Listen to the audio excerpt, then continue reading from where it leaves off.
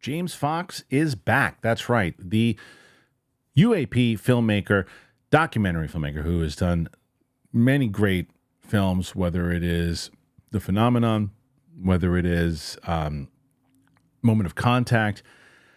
There's a lot. And he's been involved in the community and been very vocal, and then went a little silent. And the reason why he was going silent, besides being in some legal things going on with this particular movie, was the movie itself. A movie called The Program, and we didn't necessarily know what it was. And inside of that doc, and there are a couple things that happened that we thought Jason Sands was a name that was rumored to be in that, and then he came out on Twitter Spaces and talked about the things that he had been involved in, and his name got in there. And before that, James Fox had kind of hinted at his involvement, but still didn't necessarily know the details of kind of what James Fox's documentary was, when it was coming out, and now we know a lot more details about the movie itself. And what a source this one comes from. Kind of blending over from my other channel here. The Hollywood Reporter reporting on this story. New UFO doc, The Program, set from The Phenomenon director James Fox. The feature, which will be screened for buyers, will focus on the bipartisan congressional effort to uncover government knowledge about UFOs and UAPs. As the conversation around UFOs, UAPs continue to heat up on Capitol Hill, documentarian James Fox has set his next feature on the subject.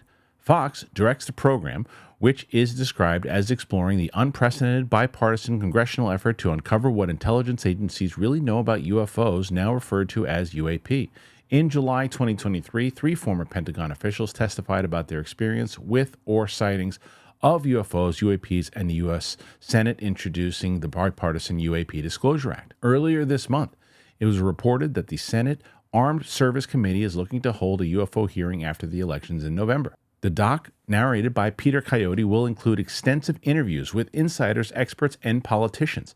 Christopher Mellon, the former Deputy Assistant Secretary of Defense for Intelligence and Stanford University's Dr. Gary Nolan, will be among those who appear in the doc. Also set are Jason Sands, a Master Sergeant in the United States Air Force, Craig Lindsay, formerly of Scotland's Royal Air Force Office, and Nick Pope, formerly of the UK's Ministry of Defence. Among others, Andre Carson, Senator Harry Reid, and Rep. Tim Burchett are interviewed, along with Kirk McConnell, who previously held a position in Senate Armed Services Committee. Fox and Lance Mungia produced the doc, with Jim Martin and Henry Marks of Lab 9 Films executive producing. Verve Ventures is handling sales, with the doc set to screen for buyers. He says, "I've been making films on the topic of UFOs, now referred to as UAP, since 1990s. I've never thought I'd live to see the day where high-level military officials would testify under oath to a bipartisan group of lawmakers that the United States government has been hiding definitive proof that we are not alone.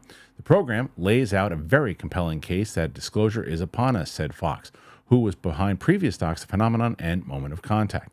Added Martin and Marks, "We are thrilled to bring James Fox's most powerful work, The Program, to the widest possible audience. The film is banging on the door of UFO disclosure, demanding the attention and conversation it deserves." The conversation about UFOs is heating up as top officials continue to share their stories.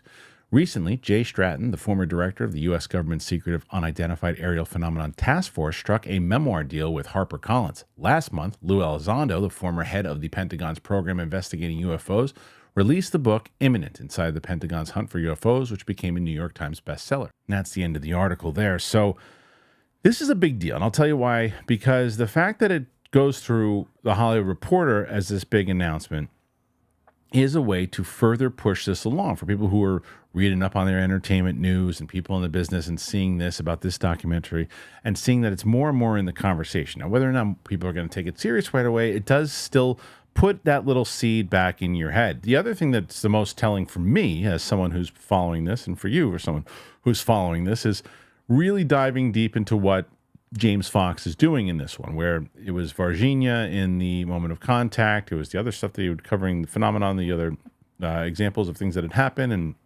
bringing more awareness to it. Now that the cat is out of the bag, as they say, genie's out of the bottle, if you will, this is James Fox now really exploring, and probably where I start to go is when he started to come up with the idea to explore this, the heat behind it was different. You remember how when we were covering it in August, how everyone was amped up, ready to go, talk about it in Congress. Yeah, we're going to really push forward.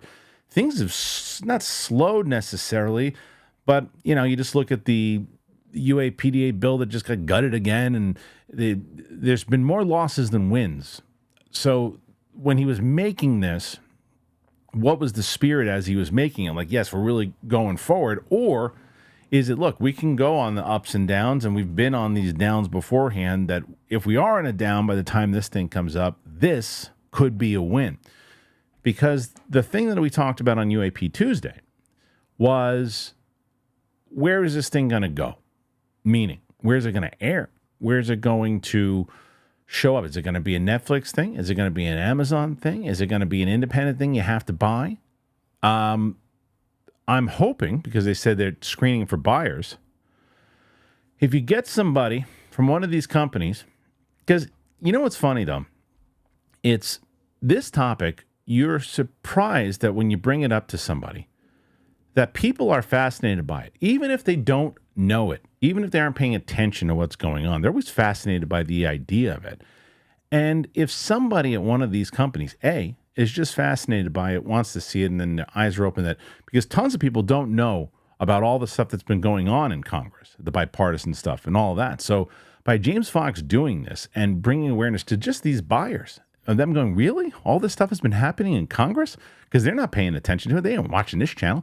They're watching Vetted. They're not watching Jeremy Corbell. They're not. I mean, some of them maybe are. I don't know. But I don't think they are. They're looking to tune into what's the headline on Fox News? What's the headline on CNN? What's the headline on MSNBC? What's this person talking about? What's that person talking about? That's what they're looking for when they're looking for their news. And minus the Lou Elizondo stuff, which could very well be a great time for James to screen this because of the coverage that Lou Elizondo just got, and because he was just on The Daily Show, and because he was just on Rogan, and because he was on all these things now, that people are paying more attention to it, that they go, oh, okay, I want to know what's going on. So when they sit down and they screen this thing and they see these interviews, now the question is, what is going to be said in there? Now, here's the thing again with Jason Sands.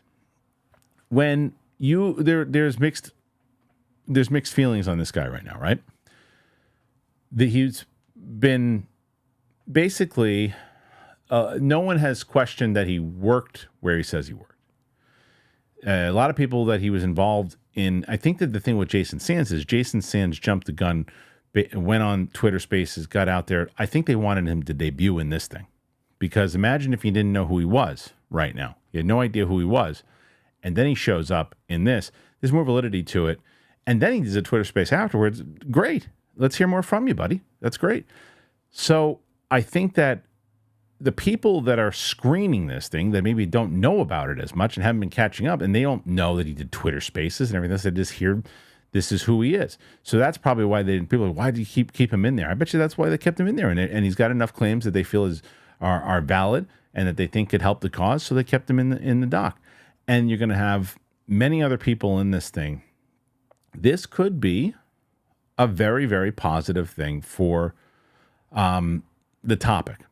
I hesitate to say disclosure because I don't know how that's going to work. I just don't know how it's going to work anymore with disclosure. And I'm starting to believe more and more that if, and I guess when it happens, it's going to be somebody.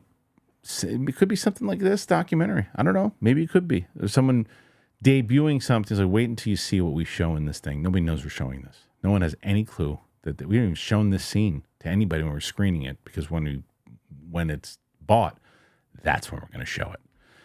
And if that type of thing happens and you're like, okay, wow. And then it becomes like one of the most watched documentaries of all time because of that, there's been many documentaries that have pushed things to happen. I mean, look at that. What was it? I forget the name of it, about the guy who basically they're following him around the whole time in the HBO doc, and they're following him around, and then he essentially admits to this murder in the bathroom when he's wired up, and then they made, I forget what was you know it when I'm saying it, but the 2 seasons of it. And the second season was him in prison. But documentaries can do stuff.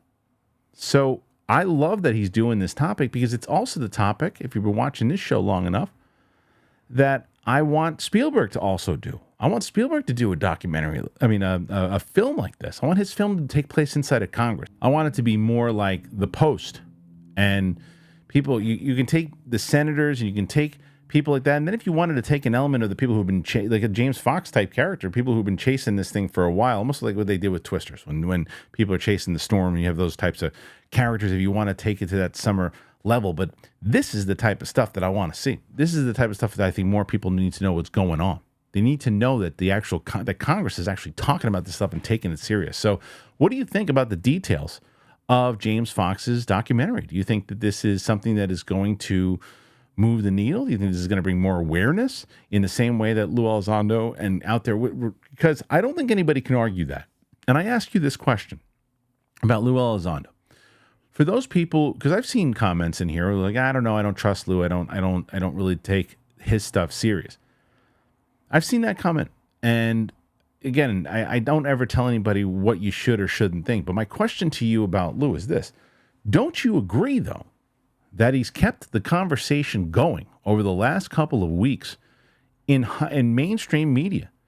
Enough to where now Jason Stratton will be in the mainstream media once his book is out there. Grush will be out there talking with his stuff and getting it out there. This documentary, the hearing that is also coming out, it keeps the conversation going step by step by step. So I'm curious to what you think about all this stuff, the details of it.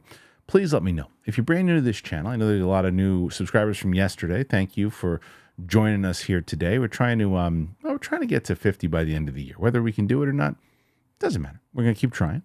Want the conversation to keep going. So make sure you hit that subscribe button. Throw a comment in there. Throw in a like. I love hearing the conversation. Really appreciate you being here today. Thank you kindly. And we'll see you back here tomorrow. And if you want to help out the show, not only can you be a member of the show, you can get one of our wonderful sponsors. I'll tell you about one of them right now. And I'll see you tomorrow. Bye. This episode of Down to Earth with Kristian Harloff is sponsored by BetterHelp. Let me ask you, what are your self-care non-negotiables? What is it, that you never skip a leg day or therapy day? Because when your schedule is packed with kids' activities, big work projects, and more, it's easy to let your priorities slip. Because even when we know what makes us happy, it is hard to make time for it. But when you feel like you have no time for yourself, non-negotiables like therapy are more important than ever. Therapy is very important. I've been in that position, man, when I haven't talked and I've let things bottled up, and it is not a good thing. You got to talk to people. And we've had people on our show that have said, listen, we've needed to speak to people. We had an opportunity to, and BetterHelp has been there for a lot of people very close in my life. Because if you don't know, it's entirely online. It's designed to be convenient, it is flexible, and it is suited to your schedule. All you have to do is you fill out a brief questionnaire, you get matched with a licensed therapist, and you switch therapists anytime, no additional charge. Never skip therapy day with BetterHelp. You got to visit betterhelp.com/DTE today. You get 10% off your first month. That's betterhelp.com/DTE.